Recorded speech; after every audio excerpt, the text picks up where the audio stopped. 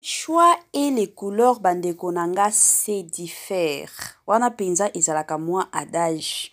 Dans la vie mutu na mutu azalaka na ndenge amonela makambo. Mutu na mutu azalaka na ndenge penza oyo atalelaka makambo. Façon onga na monaka makambo eza façon bino oyo bomonaka makambo te. Donc mutu na mutu azalaka na ndenge na ye mutu na mutu pe azalaka na ndenge na ye akozwaka ba décision soki mwa likambo ekweli ye azwi na ye décision na ndenge na ye ezalaka mwa bongo. Eloko mosusu bandeko na nga eza que dans la vie soki mutu aye na problème aye ko exposer et problème epai na yo c'est que ye moko déjà aza na solution mais azozelaka réponse na yo peut-être soki oko appuyer décision na ye to oko contredire décision na ye. Salut, salut, chers Bouchou, salut, chers abonnés, salut, chers connaissances, salut surtout les amis de Étoile Lune Inès TV. J'espère que vous allez bien. Quant à moi, je suis bel et bien, super bien, par la grâce de Dieu. Chers Bouchou, chers abonnés et chers connaissances, yalelo toyeli bino Petit Fally. Ebele ya batu toyebi Petit Fally penza ye moko amipesa kombo Petit Fally jusqu'à présent kombo na ye ekenda sango pas possible. Bandeko nanga nini ezoleka cœur brisé emoji ya maya kolela maya miso. Bandeko nanga nini ezoleka na Petit Fally na kati ya France. Avant tokota na mwa makambo wana nyonso tu ekozala bien nanu na ya sensibiliser batu o nyonso tu. Si c'est la toute première fois ya kokota na chaîne abiso, chaîne moko kitoko, chaîne ya batoli pas possible et pourquoi pas chaîne abana nzambe. Je vous prierai surtout de vous abonner massivement. Abonnez-vous. Cliquez aussi sur la cloche de notification pour surtout recevoir les nouveautés de notre chaîne. Aimez la vidéo, la famille, commentez et partagez. En tout cas, ekosala biso oyo penza tolobaka na biso chaque jour. Tokos makasi. Bandeko nanga eza ya koyinda ka ndenge bozomona eza ya kobeba oyo tolobaka elumbi solo na ndenge moko pas possible. Comme d'habitude, avant tokota na mwa makambo na biso ya lelo bandeko nanga tozwa nanu bakiti tovanda. Nga na boyaka nanga ba problème ke non yango to bandolanda mama Étoile Inès TV yango na kweyaki yango esalaki boye te. Zwa penza kiti na yo place nyonso ozolandaka biso, zwa kiti na yo vanda, tia mwa mai na yo pembeni, tia mwa jus na yo pembeni, tia mwa sucre na yo pembeni. Kote mosusu ka ndenge makambo nyonso tu etambolaka, mwa eloko ya kolia bandeko nanga oliaka. Toyebi te ba air epai na bino air o eza air nini. Soki air eza nanu bandeko nanga na kosenga na bino en tout cas ekozala bien bozoliaka. Kote mosusu bozolandaka pe Étoile Inès TV. Kote mosusu bandeko nanga bomatisaka mwa volume. Nalobaka ngo chaque jour tango bomatisaka volume omona pe ba voisin mosusu bakomi koyoka mama Étoile, mama Étoile d'État, mama ba news azoloba nini. Kote mosusu pe bozwa ba lien na biso ka ndenge to salaka bo partager kango na 4 5 6 7 8 9 10 personnes na ba WhatsApp na bino botiela biso pe na ba stati na bino ya ba WhatsApp kaka ndenge ezalaka kaka ndenge ekendaka. Bandeko nanga kala mingi te ka ndenge toyebi Fally Ipupa ye moko la star kala mingi te azobeta concert mosusu na Belgique bandeko nanga. Est-ce que vous êtes prêts? Est-ce que vous êtes prêtes pour na ko soutenir star ya mboka na biso? Et somo babiloko ya bongo tozalaka toujours et encore wana pour se soutenir. Adage moko kutu mikolo yo na Congo na biso ezaka que non aimons-nous vivants, aimons-nous vivants, aimons-nous vivants. Donc tozala pe wana pona ko se soutenir soki toyebi ke eza star ya mboka na biso ake ko beta na pays ya mupaya ka ndenge ezalaka biso bapaya toza na pays wana to souteniraka surtout star na biso parce que wana nyonso tu ezosala kaka fierté surtout ya mboka na biso. Information en vrac comme d'habitude la famille toyebi ebele ya bato bazoyeba déjà ka ndenge ezalaka. Le frère to le pasteur Mike Kalambai azobeta pe concert na 2024 ekozala na mois de juillet. En tout cas bandeko nanga to se préparaka déjà comme d'habitude. Tokende to adoraka ensemble avec le frère Mike Kalambai. To priaka ensemble, to kumisaka pe nzambe ensemble na ndenge moko ya kitoko. De l'autre côté, ceux qui tokoti na makambo ya bato ya maboke, kuna toke komona Aïda Kapilas, comédienne na biso ya tongo. O tobengaka toujours et encore kizengi na biso ya scène kandenge zalaka. Bandeko nanga yepe autaki kozwa trophée na ye, bandeko nanga esengo nde esengo. Salaka penza kitoko komona comédienne ya mboka na bino bazokendaka toujours et encore liboso salaka penza kitoko mingi makasi. Kana kati ya ba comédien bandeko nanga toyebi biso nyonso Luna jusqu'à présent azakaka na poto. Tant de personnes yango ba otuna ka keno epai ya Yemoko Belvi Kandi Poutine de l'écriture Luna mienza zomona na te bandeko nanga Luna mienzi azakaka na poto kutu mikoloyo Yemoko akomika akomi benga mwana poto donc makamna nyonso komika mwana poto somo eza ya koyinda la famille na système moko ya bien et ya bien mingi makasi. Tozongela sikoyo makambo ya Petit Fally. Qu'est-ce qui se passe avec l'artiste Petit Fally? Nini zoleka bandeko nanga. Congo na biso comme je l'ai toujours dit, ezanga kanango ba problème te. Congo na biso ezanga ka matière te, ezanga ka pe makambo te. Et du coup toyeki kovanda toyeki komona ka ba photo ebimaki ya ba tatouage oyo Petit Fally akendaki ko salisa. Asalisi ba tatouage na ye na maboko akomi kombo ya Fally Ipupa Aigle. Bandeko nanga comme d'habitude Congolais atika makambo te. Congolais soki makambo ebimi akendaka nango likolo bandeko nanga. Après komona ba photo wana en tout cas de mon côté je me disais même que non situation oyo et ovanda nango kimi oleka toujours dans le silence comme d'habitude nzoka ezaki déjà na batu oyo bano zelango bandeko nanga ka publication ya ba photo bongo directement il y a même des émissions batu baye ko salela Petit Fally pas possible ebele ya batu kutu ba fingi Petit Fally na niveau moko bandeko nanga bokondima te yango na lobaki ke non to ya ko sala nanu analyse sur makamboyo. Comme vous le savez, avec Étoiline Inès TV, musala na biso ezalaka koya kosalela bino ba analyse, koya kopesa bino ba information o ezanango exact, et puis koya kopesa ba toli ka ndenge totambolaka na ba toli. Grand merci surtout na batu o nyonso ba répondra ki na moi ba question totuna ki na émission na biso to salela ki ya pasteur Mike Kalambai. Le pasteur Mike Kalambai au cœur d'un scandale. Tozaki na ba question moko totuna ki kuna pona basi ya mabala. En tout cas, il y a de ces mamans, il y a de ces femmes oyo ba benga biso, oyo ba commenta. En tout cas, que Dieu vous bénisse kandenge zalaka. Nandenge moko ya bien mingi makasi. Bandeko nanga, motuna nanga lelo eza boye. Petit Fally asalisi tatouage na liboko na ye. Petit Fally aza mwana muke te. Aza mineur te, aza na ye majeur. Asi akoli. Petit Fally ayebi malamu na mabe ya mokili. Alors, lelo Petit Fally aye kosala tatouage na liboko na ye. Na tatouage wana baye kokoma kombo ya Fally Ipupa Aigle. Alors, motuna nanga eza boye.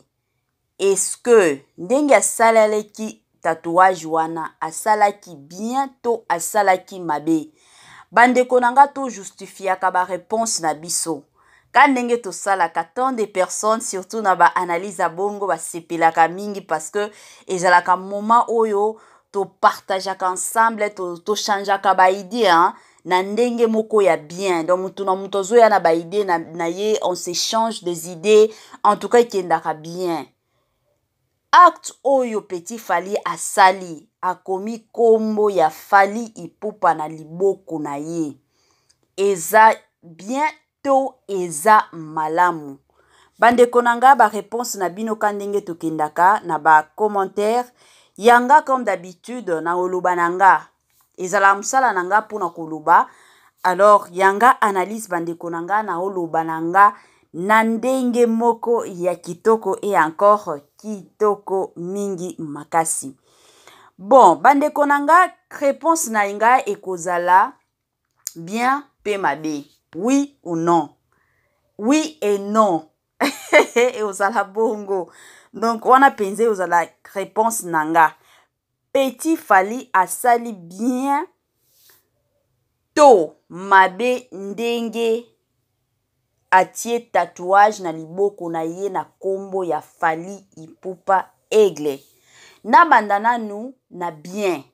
Na bien na ndenge nini po na Petit Fally na koki koloba eza neti signe moko ya reconnaissance.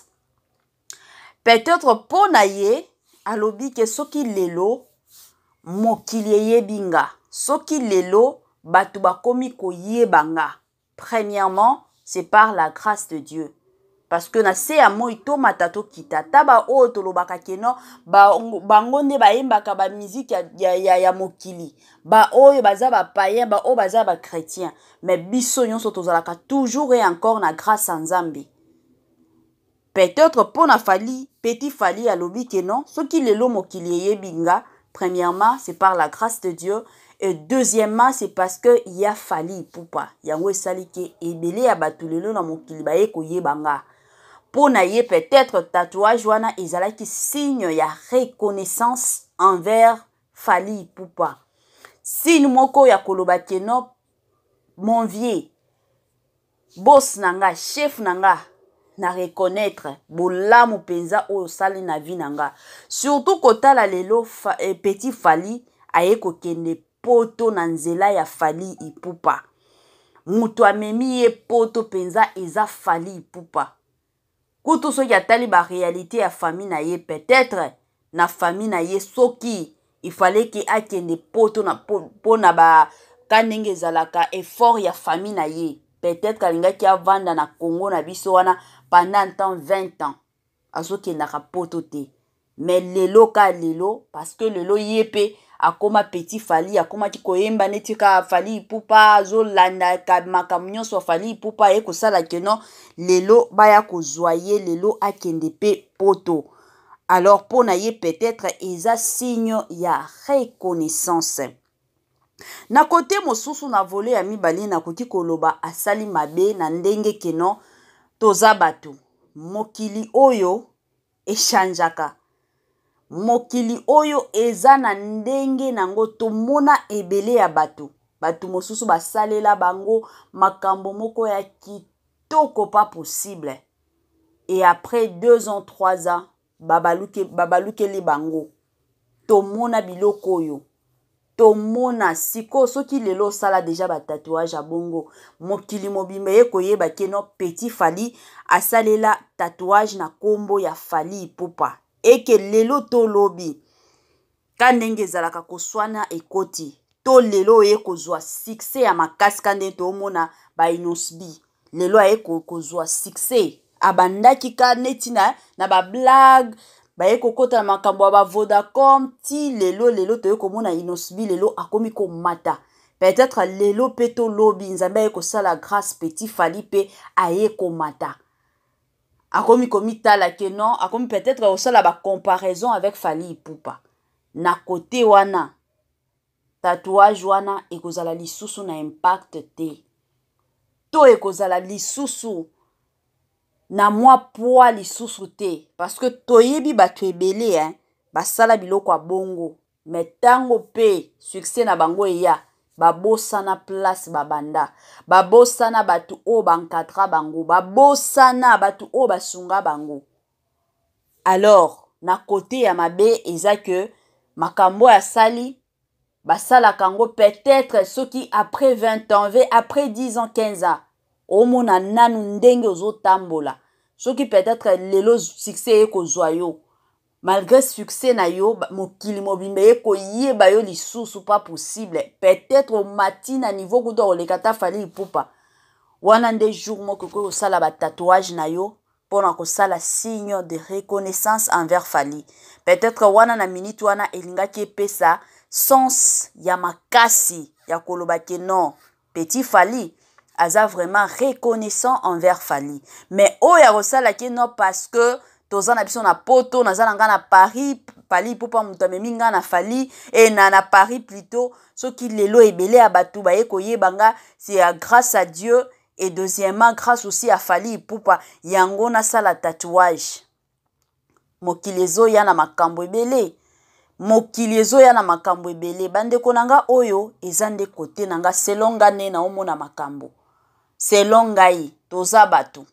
Tolala kape tolamukaka. Mabe, ezanga kate. Na kati ya biso batu. Toza batu bande konanga yi. Bamaka mosusu bazalaka pressé à kosala ngo te parce que toyebaka lobi te lobi eyaka toujours et encore na bamakambo ebele pas possible. Alors de l'autre côté comme d'habitude la famille na lobaka chaque jour ezalaka na façon ya bien ya koyebisa mutu, façon ya bien ya koportaka correction surtout dans la vie de gens d'une personne plutôt. Alors, koya kofinga batu, wana ezalaka manière ya bien te, pona koya ko porter mutu correction. Neti batu o baye kofinga petit Fali. Ba fingi est pas possible. Bo conseillaka mutu, bo orientaka mutu. Babilo mosusu toyebaka te.